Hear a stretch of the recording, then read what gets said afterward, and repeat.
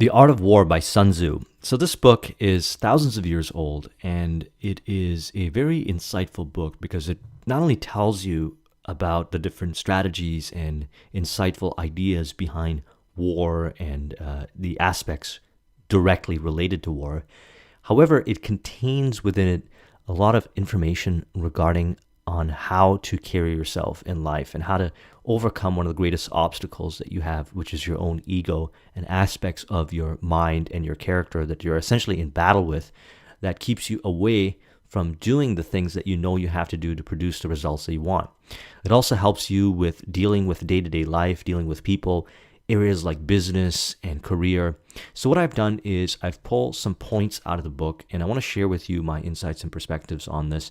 And we're going to go through each point that I gathered from the chapters. There's 13 of them, and each chapter contains a different topic. And what it does is it explains, the contents within it. There's a lot of proverbs and insightful information.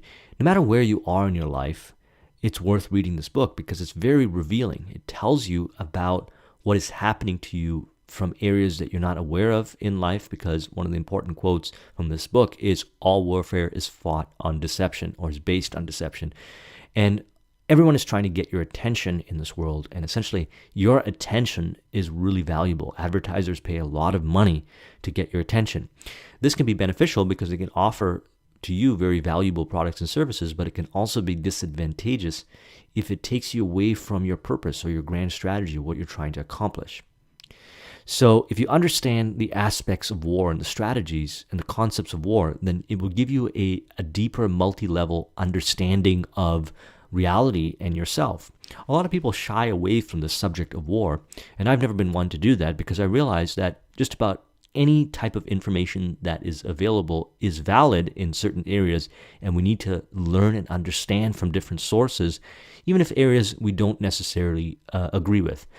There's a lot of different nuances and understandings, but the important thing is we have to make peace with what we're reading and who we are as a person, and one of the best ways to do that is to study very polarizing subjects. So if you're not a kind of person that studies war, for example, or you are opposed to war, then it's actually worth reading the war manuals because you'll gain a lot of insights to yourself. There's a saying that goes, what you resist persists. So the more you try to avoid studying certain subjects like war, the harder it is for you to overcome the certain aspects of yourself that the strategies of war and the concepts covered within this book can help you overcome so you can reach an even higher level.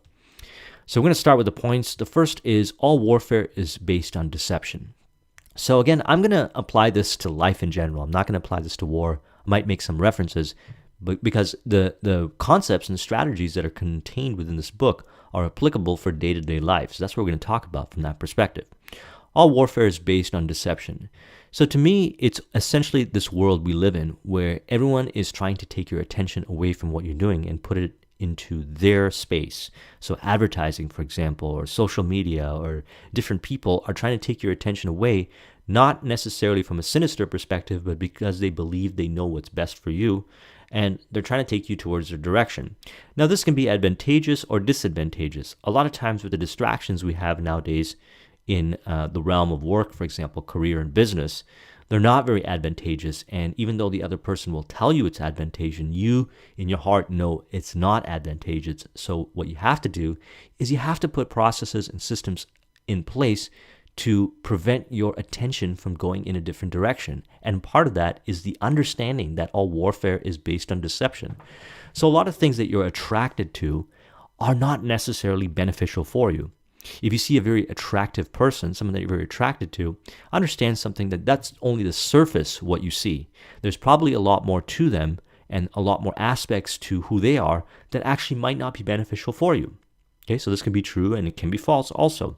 But you've got to look at where you're being deceived from seeing reality, from seeing the truth.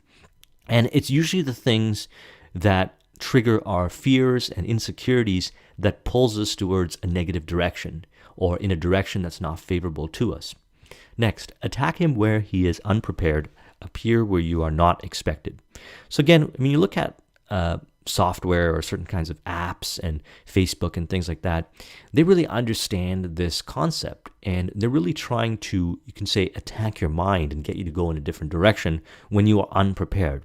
So the key is to set up things in your environment to avoid distraction, to place yourself in environments that motivate and encourage a high level of focus, from preventing yourself from being around people that essentially are looking to exploit you in a way that's not beneficial for you when you are unprepared.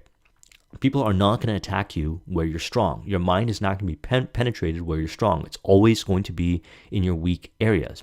And it's going to appear when you are not expecting it to appear. So the important thing to understand is to look at all the different scenarios and situations in your life where you are unprepared and where you're not expecting distractions and things that will move you in a different direction, again, based on deception, and figure out how you could remove those so you could focus on what really matters to you. If your opponent is choleric temper, seek to irritate him, pretend to be weak, that he may grow arrogant. So again, one of the things that takes us away from what we are trying to do is emotions. People target our emotions. Advertisers target our emotions. Everything is designed to target your emotions. And one of the most powerful emotions is anger and irritation. So if people are angering you or irritating you, take a step back and understand that they may or may not be aware of what they're doing, but the bottom line is that it's impacting you. So that what you have to do is remove yourself from those situations. Again, pretend to be weak that he may grow arrogant. So another thing is that on the offensive side, you want to be humble. You want to be a kind of person that is very, pragmatic and going about your day-to-day activities, because then what happens is that those that are sinister and out to get you, they're going to grow arrogant. They're going to create a false sense of identity that they're winning and so forth, and that's going to eventually take them down. Now, that's actually a good thing, because when somebody does not get results based on reality and they get results based on arrogance and egotistical reasons, then that's not serving people and they need to go down. And one of the ways that you can facilitate that in a way that doesn't necessarily cause you to fight a battle with them is to be humble. Hold out baits to entice the enemy, feign disorder, and crush him. Again, people are using bait to try to lure you in a different direction. Now, I'm not saying these things to make the world seem like it's a negative place. That's not what I'm saying. The reality of these things do exist, and what we have to do is proactively be responsible for protecting ourselves or protecting our attention in different areas that are important to us, and understand when we're being baited by the enemy, because the bait is going to take you astray. It's going to lead you astray. Next, waging war. In war, then let your objective be victory, not lengthy campaigns. So this is applicable in a lot of areas of life. For example, in business, one of the things that I see people do in business is they create these lengthy campaigns, these lengthy business objectives that take forever to implement, and projects that are very complex, and it prolongs the victory. Or even if they get there, they screw it up because there's so much complexity to it, and they don't end up actually getting the victory. They end up losing. So the ideal scenario is quick campaigns that are designed to victory, one of the quickest routes to the end result. I remember I was at an event and I heard Damon John speak, who's the founder of Fubu, and he said he tries to be one step away from the money, which essentially what that means is that, and he's an investor, he's looking for businesses that are quick and efficient to produce the outcome. Okay, so you see the application here? And it's not about creating these lengthy processes and lengthy steps to get to the end result, because that just adds unnecessary complexity, but for looking for the quick end result through a short and efficient campaign. Now, this doesn't mean get rich quick or something that is essentially a trick that is not sustainable. There's a balance here, but it does mean that you can simplify the process and it doesn't have to be as lengthy as it should. Next, attack by stratagem. Thus, we may know there are 5 essentials for victory. He will win who knows when to fight and when not to fight. So essentially what that means is conserve your energy.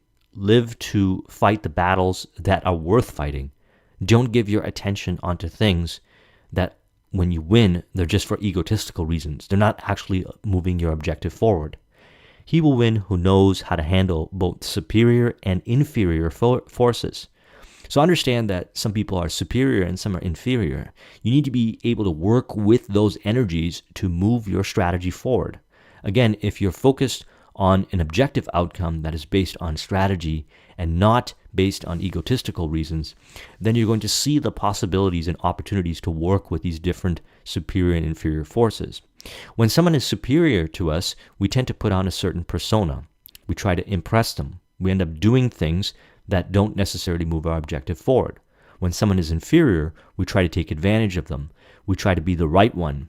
We try to be the lecturer instead of the person that works with them to move the objective forward.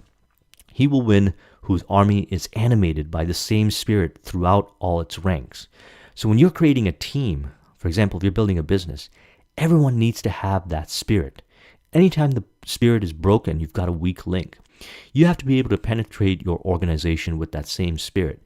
If you can't penetrate the ranks and there's hierarchy in it, understand something. When it gets up to a certain level and that spirit is not there, everyone who that person has as far as responsibility, if that person is a leader, anyone who's responsible to them is not going to have that same spirit, because as it trickles down, when it gets to that level where there's the inefficiency of thinking or the lack of spirit, everyone under that person is going to have that lack of spirit, because the information which comes from the top down is not going to be translated in a way where it's uniform.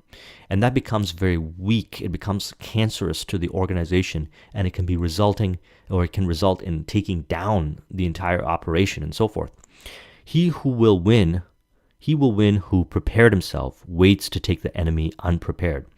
So you always have to be prepared. You always have to be on. This doesn't mean you can't relax, but when you relax, make sure you do it in an environment where you cannot be persuaded and attacked. You can be vulnerable. But it's important to then place yourself in situations where you are prepared and where people can't take advantage of you, and you're able to read the signs. You're able to become very present and know when you're getting pulled in a direction that is not favorable for you. And when you're dealing with people, and you have to move the strategy forward and you have to attack, do it in a place where there's less resistance, essentially when they're unprepared. He will win who has military capacity and is not interfered with by the sovereign. So next we're going to move on to tactical dispositions. What the ancients called a clever fighter is one who not only wins, but excels in winning with ease. Hence his victories bring him neither reputation for wisdom nor credit for courage. So if you're a very skillful fighter and you're always win, or you're in a state of mind of winning, when you win, it's not a big deal. It's just a way of life. It's just what happens from day to day. That's how you know that you are in the ranks of someone great, is when they're looking at the victories as just another step forward. This doesn't mean that they are not appreciative of it. It just means that they don't become arrogant and form an identity around their victories. When you become arrogant and form an identity, or you feed the ego around your victories, that ego becomes your weak area. You're no longer performing from the same place that got you the victories. And then when you face higher challenges, that ego is going to hold you back. You're going to need to break it down. Thus, it is that in war that victorious strategists only seek battle after the victory has been won, whereas he who is destined to defeat first fights and afterwards looks for victory. So this is about controlling your emotions, getting really present, and understanding that you need to look at strategy and you got to see the end result. And you got to go down the pathway that is statistically likely to produce the result that you want. If you don't see the steps that lead to the outcome, you need to figure out how to see the steps, because if you don't see the steps, then you're essentially going and fighting a battle where you don't necessarily know the outcome. Now, there's going to be situations where the odds are not in your favor. And if you have the opportunity to go in another direction where the odds are in your favor and that can move your grand strategy forward, why wouldn't you pick it? So it's important to think like a strategist, and understanding strategy is a massive subject. It takes a lot of experience, a lot of studying to really grasp the magnitude, and it goes on forever. The study of becoming a better strategist goes on forever. It deploys both in the moment thinking and being present to the variables that are contained within the moment, as well as long range thinking, so you can see the domino effect, the trickle effect, the pattern recognition, the possible scenarios that can occur in the position that you're taking or in the environment that you're going in, and knowing how to work with it when it shows up. Energy. Sun Tzu said, "The control of large forces is the same principle as the control of a few men. It is merely a question of dividing up their numbers." So what this means is that you've got to create a system. You've got to create a process. And that system and process will allow it to scale to higher levels. When you're building a team, the same ideologies that you instill at a lower level with a few people are instilled as the organization grows. And as the organization grows, there are people, there are processes and systems that are put in place to infuse the new people that are brought on board with the ways of how it works and the spirit. And as it starts to increase, the control is maintained through hierarchy and reporting and certain things in place that when a decision needs to be executed from the top down, it flows through the entire organization and everybody executes in synergy. Now, it's a lot simpler than it sounds because you're dealing with people, and people can be irrational and overly emotional and have their own agendas, but you try to do it the best you can. Okay, so next, in the battle, there are not more than two methods of attack, the direct and the indirect. Yet these two combinations give rise to an endless series of maneuvers. So think about in life when it's important to be direct when dealing with people and when it's important to be indirect. Sometimes when you're dealing with people, you have to be direct because they can handle it, or they can handle it in certain times, or they require it to feel your trustworthiness. But in other times, it's important to be indirect because by being indirect, you give them some space. You help them understand things in a level where they figure it out on their own. One of my favorite sayings is, let the thoughts you are provoking come to them as if they were their own. That's done through indirect methods. Through indirect methods, you're not being manipulative, but you're rather just being supportive. You're stepping back and understanding that people are in different levels. They have fears, they have insecurities, they have different agendas and goals and certain priorities and so forth. And you got to be able to work with that in a way that might require being indirect. Energy might be likened to bending of a crossbow, decision to the releasing of a trigger. So energy is essentially a lot of presence, a lot of awareness, and a buildup of focus. And then you're able to look at what you're trying to accomplish and releasing that buildup of energy. You have to be able to feel it. You can feel the energy.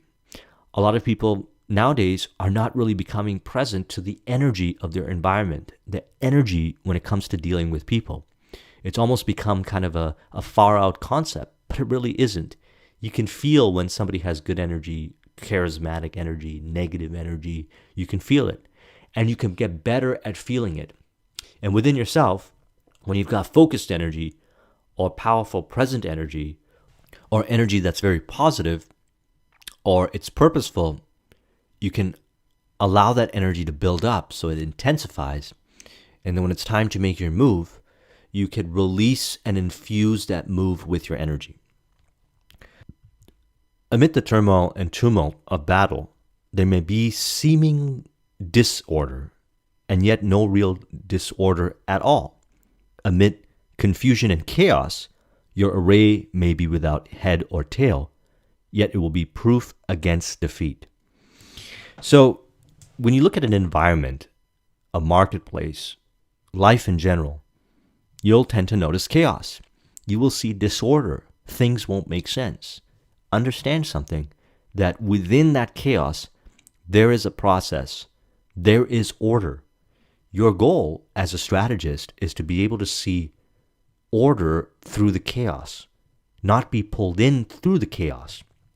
I know people that consider themselves to be strategists, but they're not able to hold composure during tough situations. Or they might be at a level where they are not able to be a strategist. So the way I look at it is different levels require different levels of strategic thinking. Different kinds of chaotic environments require different strategists. Someone who's a grand strategist, someone at a really high level, is able to maintain their presence of mind and see the process in the chaos. And they're able to take what they see and translate it into the maneuvers that they get their team to do. This is something that is very apparent in people that have a lot of experience. There's a concept, a German military term called Fingerspitzengefühl. Essentially what it means is fingertip feel. And essentially it's the ability to feel the environment that you're in. And while you have a lot of different strategies in your mind, while you have a lot of different tactics, based on the environment and what you feel, be able to deploy the right strategy to move it forward, to move the objective forward. This comes through experience. Those that were masterful war generals were said to have possessed Fingerspitzengefühl.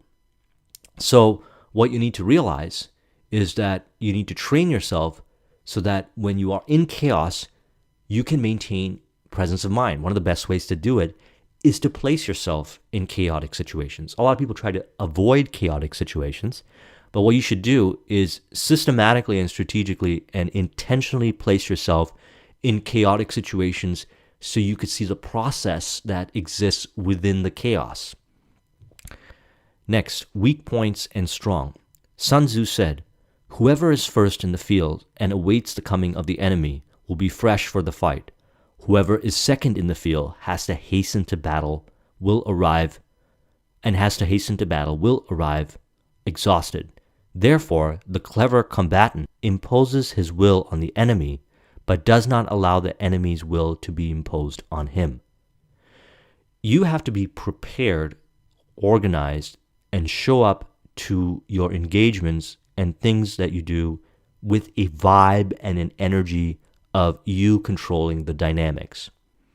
If you show up with a vibe of not having control of the dynamics and the other person shows up with a strategic, clear thinking mind to control the dynamics, then you are at the mercy of them because they will exploit your weaknesses. They will exploit the areas that you're weak at. Now, the key to this is to schedule things, is to pre-plan things, is to think long range and look at all the possible different scenarios that could show up that could hinder what you have to do or that could throw you off, and then plan accordingly.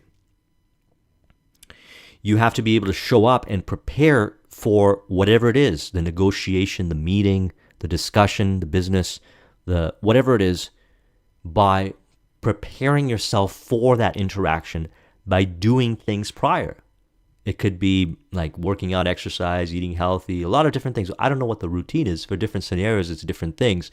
But if you come prepared to play, then you're going to be more advantageous than people that don't. What I find in the business world is that people show up unprepared far more often than they should. And they go unprepared not just because, they might have like the minutes or whatever else, the points to the meeting, but they're unprepared emotionally. They get in an argument with their spouse or boyfriend and girlfriend. They're having road rage as they're driving to the client meeting and so forth. There's a lot of different scenarios that throw them off, and that's part of the preparation. You have to be prepared physically, mentally, emotionally, and spiritually when you show up to the engagement. An army may march great distances without distress if it marches through country where the enemy is not. To me, this is all about not fighting the battles that you don't need to fight. If you are able to go to a destination and take a route that doesn't involve you fighting the battle or unnecessary friction, why not take it so that when you get there, you're better prepared? You show up with a presence of mind.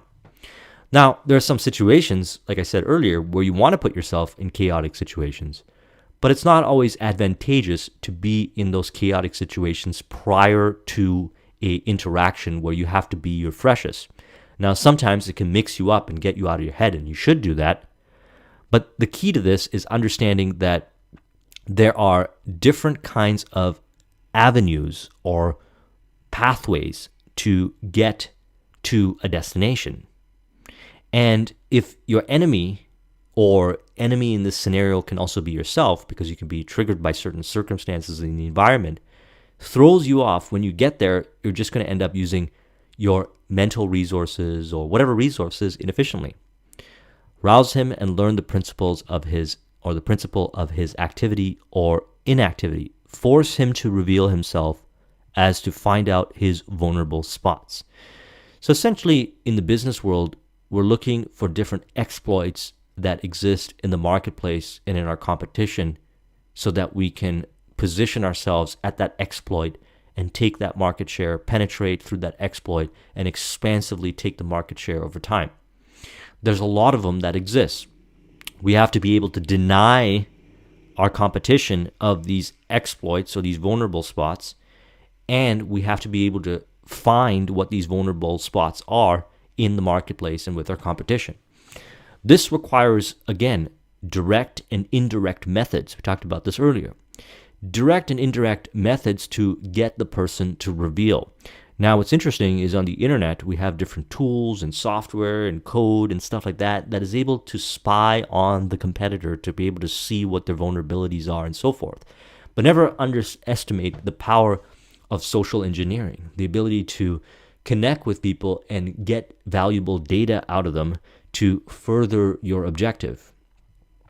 All men can see the tactics whereby I conquer, but what none can see is the strategy out of which victory is evolved. A lot of people are too tactical in their orientation in life. They look at the few things that you do and they conclude that by you doing those few things that it produces a result. They will fail to see your grand strategy, all the other things that happen in the background and the why you do those tactical things, even if you win or lose, because sometimes it's okay to strategically lose if it moves the objective forward.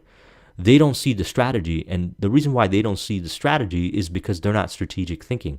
A lot of people don't necessarily like thinking from a strategic standpoint because it actually forces them to really work the brain, to really work the logical aspects, the ability to recognize patterns, an important aspect of human existence.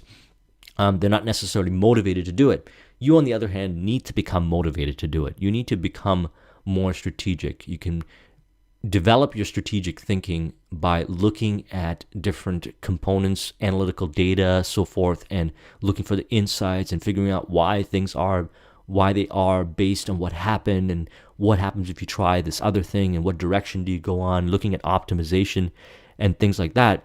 When you develop strategic thinking, you can evolve your grand strategy. You can create strategies that other people won't be able to understand because their mind is closed off to only seeing the tactics. They're not seeing the strategy. Do not repeat the tactics which have gained you one victory, but let your methods be regulated by the infinite variety of circumstances. Fingerspitzengefühl, I talked about this earlier. Most environments that you place yourself in are going to be different. Actually, every environment that you place yourself in that you fight battle or whatever it is you're trying to do is going to be different. You have to be able to train yourself to not be too fixated on one methodology to get the results. Diversify the moves that you make so you can gain better understanding and the different aspects of what makes that environment the way it is, the components that make up the whole, and how the environment responds to the different moves you make, not just the moves you make in a one-step way, but in a multidimensional way, in a sequential way, in a way that's combined with the different patterns of possibility. And you have to be able to do that. So when you achieve victory in one area, try to achieve victory in many different areas, even outside of the realm of your craft, so you can develop a more multidimensional mind, which thinks more strategically, that looks for more opportunities for victory when you're placed in certain scenarios. Water shapes its course according to the nature of the ground over which it flows. The soldier works out his victory in relation to the foe from whom he is facing. Therefore, just as water retains no shape, So in warfare, there's no constant conditions. Again, this goes back to my previous point. You have to become like water, as Bruce Lee said. You have to be able to flow with the environment and the different things that happen. You can't be pissed off or offended that the environment didn't go the way that you want. Instead, you got to shape shift and go in a different direction. And you got to be able to do it smoothly and quick and efficiently and gracefully like water does. And water is a very powerful force because you cannot block the buildup of water pressure over time. It will break through unless you've got a wall or a dam that's strategically, or not strategically, but more powerful to hold it in. But if the pressure builds up greater than that, then it's going to break through. So now the key to important aspect to understand is that if you become like water, you essentially flow. And what you're flowing is against the variables, against the exploits, against the competition and what people are trying to do to you. And you're moving around it, you're moving above it, you're moving below it, you're moving sometimes through it as you move as a force. And you're okay with it. You're not being offended when things don't go your way. You're quickly collaborating, or calibrating, I should say, to the environment. And it's because of Fingerspitzengefühl. We're not fit to lead an army on the march unless we are familiar with the face of the country, its mountains and forests, its pitfalls and precipice, its marshes and swamps. Familiarizing yourself with the terrain and your environment as much as you can is very important. This doesn't necessarily mean you overthink it and you dedicate all your time to familiarizing yourself before you take action.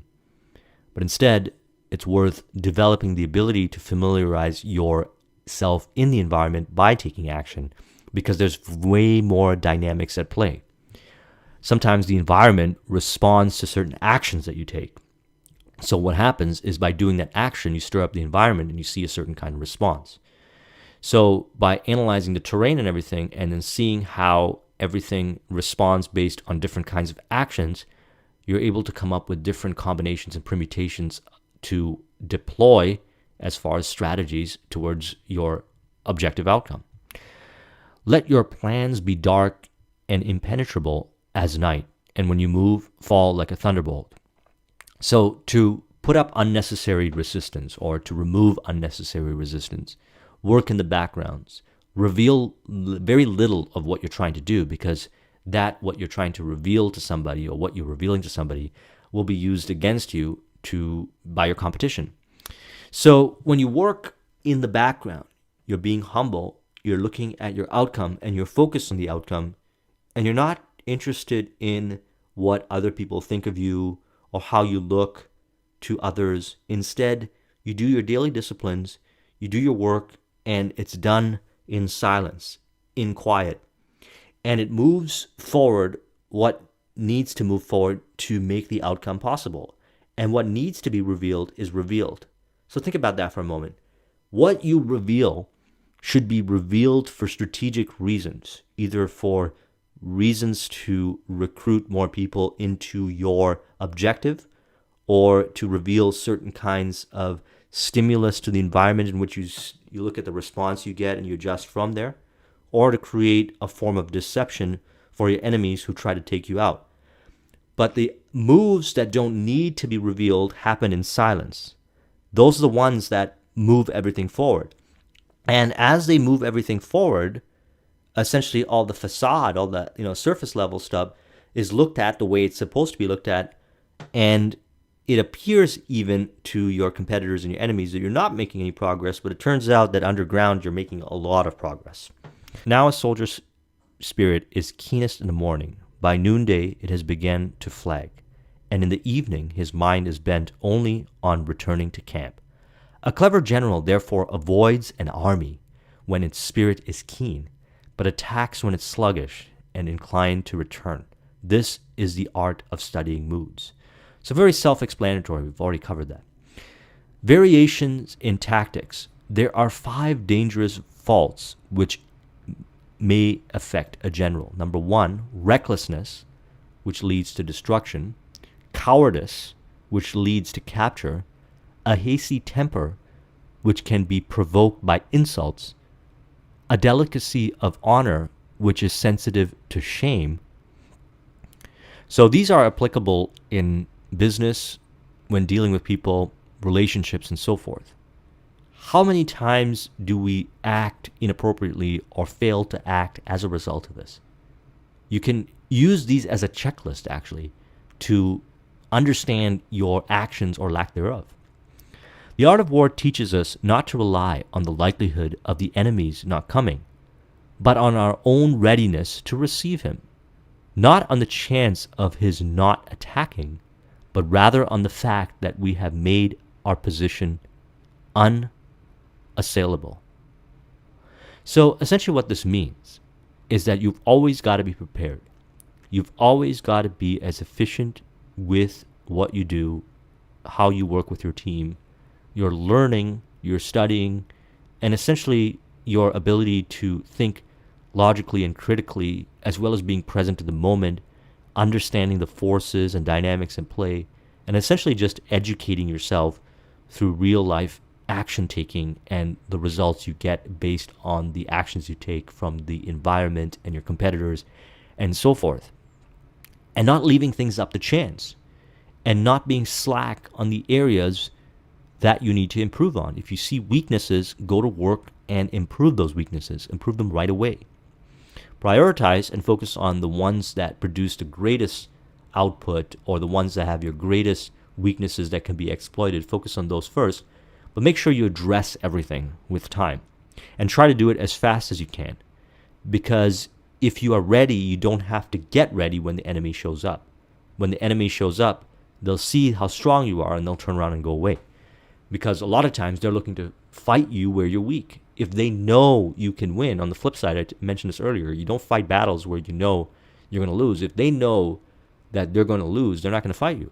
And thus, your preparation, your discipline, and everything will prevent a lot of attacks that would have possibly come to you as a result, I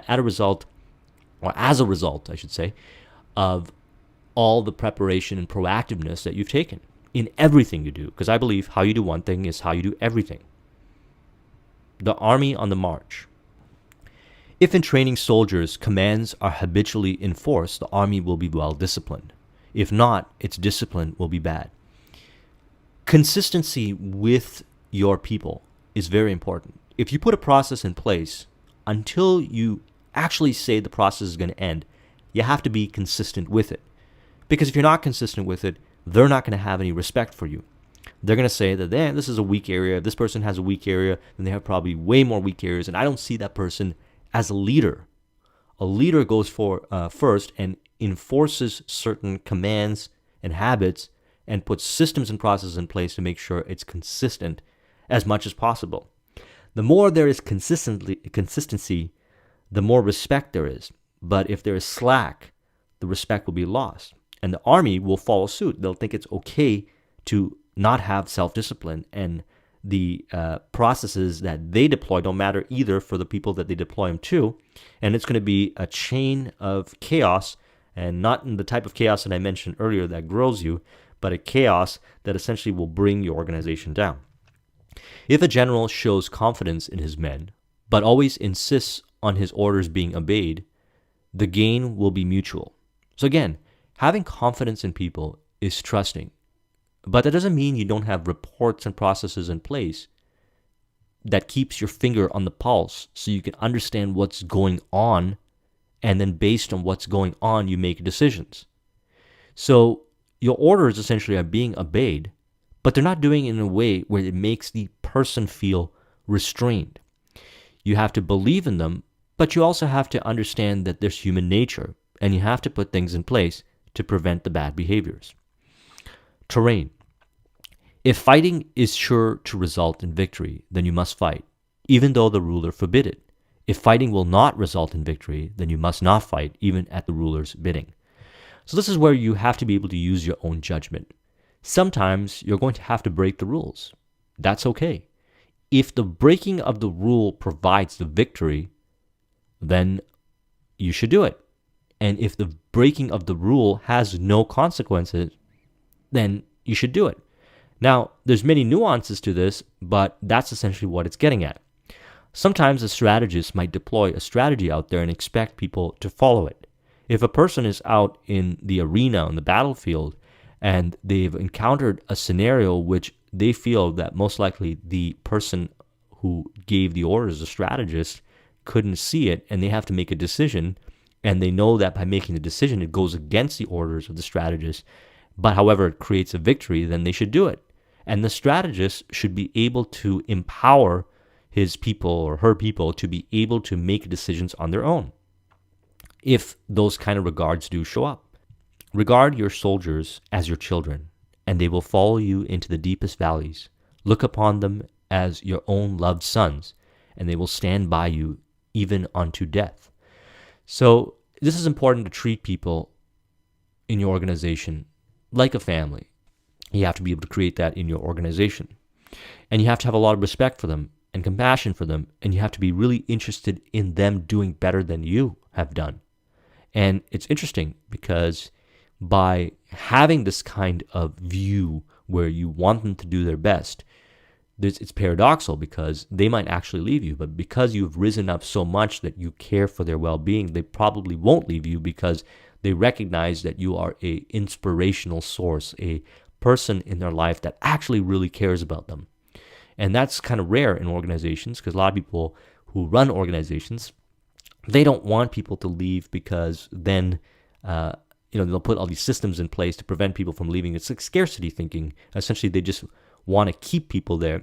And that restrains them, and they don't feel like they're cared for. The people in the organization don't feel like they're cared for. And then what happens is they do end up leaving. It ends up becoming a self-fulfilling prophecy. However, the paradox of wanting the best for your people, even more so that if they leave you, you will still be happy for them, grows and builds the organization to such a high level that they can't leave you. And if they do leave you, they'll figure out some partnership with you in which both parties will win. Hence the saying, if you know the enemy and know yourself, your victory will not stand in doubt. If you know heaven and you know earth, you may make your victory complete. This is again about knowing what battles you should fight, studying the components of your enemy, your competitors, etc., and understanding where your strengths and weaknesses are, and focusing, if you're going to battle them, on their weaknesses with your strengths, understanding what your weaknesses are, and they're going to essentially attack your weaknesses with their strengths to put up defensive or deceptive methods to deflect the awareness on your weaknesses and put that awareness on your strengths. So they try to attack you with arrogance on your strengths, but meanwhile you're strong there because you have essentially smoke screened them to go in a different direction. That is all the kind of things that's important to understand prior to getting into battle, prior to going into the environment. Now, a lot of times you can't get all that data, but the objective is to get as much of that data as possible. And if you need to fight a battle, try to put it more in your favor as possible. And that comes as a result by knowing yourself, your strengths, your weaknesses, your people, and so forth, that go to battle with you, and that same of the opponent. The 9 situations. Throw your soldiers into positions where there's no escape, and they will prefer death to flight. If they face death, there's nothing they may not achieve. Officers and men alike will put forth their utmost strength. This is called the death ground strategy, and the death ground strategy is something we can actually do for ourselves. We can take ourselves from the comfort and luxury of escaping out of the battle and actually place ourselves where we have to make out victorious. We have to be victorious or we end up perishing. Now, you could do this through accountability. One of the things that I like to do is if I don't complete my list of tasks in my business, for example, by the end of the day that have been outlined at the start of the day, then I have to donate a certain amount of money to somebody. A lot of different things that you can do that essentially causes you to feel the burn if you don't, if you're not able to achieve the outcome, and thus it'll motivate you and force you to do it. And you can be very creative with this, but we have to have something like that if we find ourselves constantly not hitting our objectives. Prohibit the taking of omens and do away with superstitious doubts. Then, until death itself comes, no calamity need be feared. So one of the things that I like to do is avoid any type of superstitious doubts.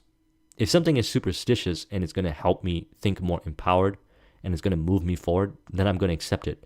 But if something says that I can't do what my grand strategy or my purpose in life is to be, I'm not going to believe it. And the reason why I'm not going to do that is because it distorts the mind. It's essentially a weakness. When your brain is injected or infiltrated with a doubt or an idea that you can't achieve the outcome that you want by somebody else or the environment, then what will happen is that you're going to look for ways to not get the outcome that you want. So it's good to make sure that you only internalize the concepts that ensure you victory while being aware of the things that could hold you back or that could stand in your way, but not becoming doubtful of yourself as a result of them. Next, by altering his arrangements and changing his plans, he keeps the enemy without definite knowledge. By shifting his camp and taking circuitous roads, he prevents his enemy from anticipating his purpose. So essentially what this means is that you have to be able to constantly switch up the routine that you have in place if you're in a very competitive environment. If you have a lot of people that are trying to take your position, or if you have a lot of people that are trying to take you out, not in a positive way, then switching up your things that you do, your routines, your plans, and everything like that will mix up your enemy. They won't be able to figure you out. And you might want to deploy some smokescreen strategies so that they think that they figured you out from a certain place, only to have them be led astray and wasting their time, essentially, while you're actually making the moves that you need to make. This goes back to what I talked about earlier, where you have to be humble and not look for validation and certain kinds of approval from the environment and so forth. You're essentially looking for objective data to help your strategy move forward. And as a result of that, you're going to have no need to want to impress people and do things in an environment where people can see in a conspicuous way. Instead, you're going to do it underground where people can't see, and they're only going to know what you want them to know about you or what they need to know about you, depending on what your strategic outcome is. But your real grand strategy is done in silence, and people can never figure you out. Even if they try their hardest, they'll never be able to figure it out, because when you know they're trying to figure you out, you're going to give them certain information to lead them astray. If the enemy leaves a door open, you must rush in. So again, when it comes to the marketplace, when it comes to competition, your job is to exploit it, and exploit it in a way, obviously, that's ethical, but exploit it when it's open. If you miss the opportunity, you might not get it again. Every market or every competitor, even yourself, it's very unlikely that you're going to be 100% spot on with everything you do. Like, it's very unlikely. So there are exploits. There are weak areas. You have to train yourself to be able to look for the exploits and the weak areas. Train yourself to do that in people. And it doesn't mean you actually act on the exploits and the weak areas, but you study how to look for exploits in weak areas. And if you need to act on them, you do it. If it's going to essentially hold you back, if that person's trying to hold you back, or if you need to so you can move the position forward, again, make sure that you're being ethical when you do this, because there's repercussions in areas like business and so forth. So the key here is understanding how to determine what an exploit is and where a door is left open, and figure out how you can get in there in many different areas of your life, and then knowing when to do it and when not to do it. Next, the attack of fire. Move not unless you see an advantage. Use not your troops unless there is something to be gained. Fight not unless the position is critical. You have time, you have energy, you have opportunity cost, you have resources, and you have to be able to work with these. If you don't know how to work with them, you're going to exhaust yourself, and you're not going to achieve your grand strategy. Same thing applies to business. If you see an advantage, then you move forward. If you don't see an advantage, why would you move forward on that thing when there's probably other things that you can do that there is advantage?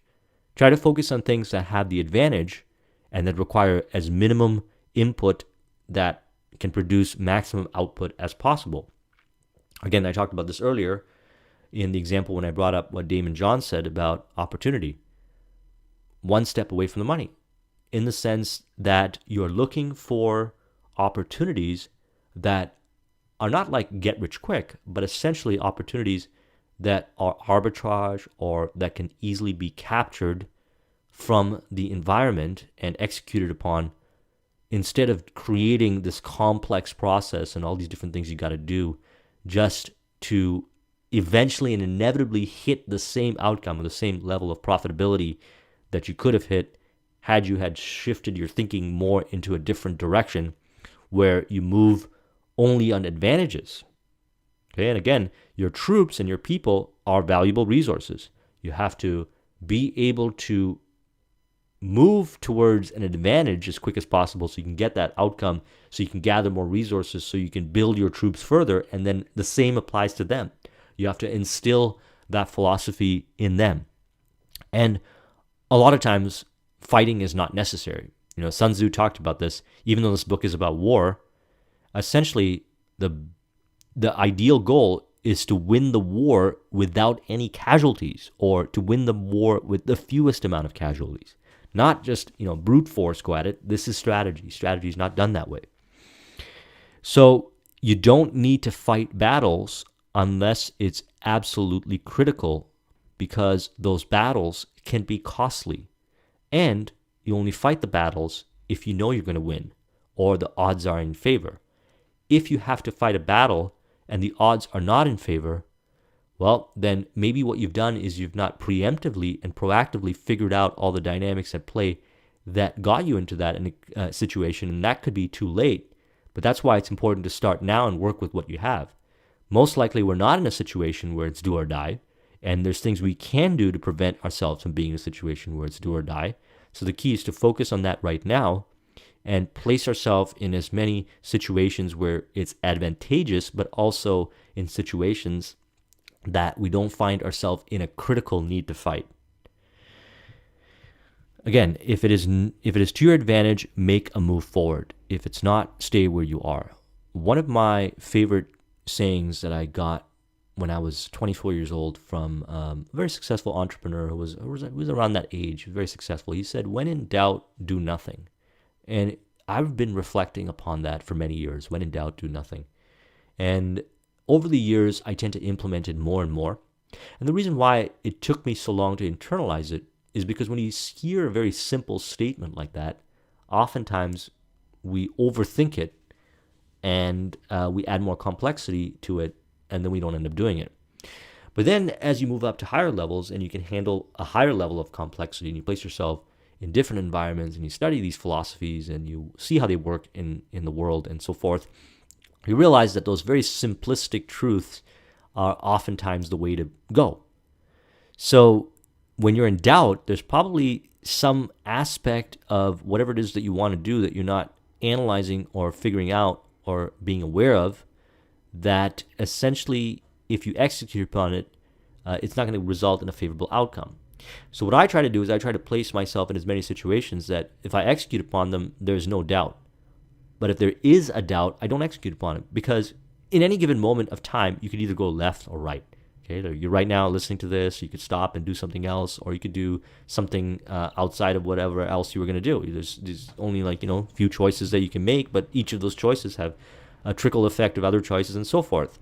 So there's no point in doubting something and sitting on that doubt, because it just burns the mental resources. Instead, it's better to be analytical about it and think about what the implications are and so forth. But just simply doubting something and executing upon it, when there are things that you can execute upon that have no doubt, that are no-brainers, that will produce a result, isn't it better to do that? Use of spies. Knowledge of the enemy's dispositions can be obtained from other men, hence the use of spies, of whom there are 5 classes. Local spies. Having local spies means employing the services of the inhabitants of a district. Inward spies. Having inward spies, making use of officials of the enemy. Converted spies. Having converted spies, getting hold of the enemy's spies and using them for your own purpose. Doom spies. Having doom spies, doing things openly for purposes of deception and allowing our spies to know of them and report them to the enemy. Surviving spies. Surviving spies, finally, are those who bring back news from the enemy's camp. So different kinds of spies, and the spies essentially is designed to help you understand the enemy. Again, know yourself and know your enemy. Okay, you have to know yourself and you have to know who you're up against. Now, there's also the enemy within yourself, and figure out some creative ways to infiltrate the enemy within yourself, which is your own ego. Study yourself, and then study your external world. That's how you know yourself. That's how you know your external world. That's how you know the people. Because just as we go back to the beginning of the book, all warfare is fought on deception. So that means most likely you're being deceived by the people in front of you. And again, it's not about being paranoid, but rather being objective and focused and aware that these dynamics exist and it's a way of life. And if you want to rise up to higher levels of success, or you want to play in environments where there's high amounts of competition, understand that this stuff is being used. Don't be in denial about it, and then figure out ways to work with it so you can come out advantageous. The enemy spies who have come to spy on us must be sought out, tempted with bribes, led away, and comfortably housed. They will become converted spies and available for our own service. So again, know, just as you are deploying methodologies to research your competition, other people are doing the same to you. And there's many different ways of working with the people that they send to you so that they can give them misinformation or give you information from your competitors and so forth. Hope you enjoyed this video. There's a lot of information contained within this book, and I'm not doing it any justice by just sharing these high-level points. As you can see, we've been discussing for about an hour, and we've only covered like a handful of points here. And essentially, this book is something that you need to refer to as much as possible in different stages of your life to give you deeper level insights. There's a lot more of insights if you go and study this book. And again, like I mentioned in the beginning, studying war might not be in the top of the list for people. But however, I think it should be, because it reveals an important aspect of human nature. War does exist. The war exists, not just like traditional war, what we actually consider war, but competitiveness in business environments, career, social environments, etc. And the war in our own mind with our own ego and things like that do exist. So we have to be able to study it, understand it, and apply it, and be aware of the different aspects, and refer to something like Sun Tzu's Art of War for insights and revelations for pieces that we might not have figured out yet, because that's what this book's really helpful for. If you want a copy of this mind map, it's in the bottom of this video and the link in the description.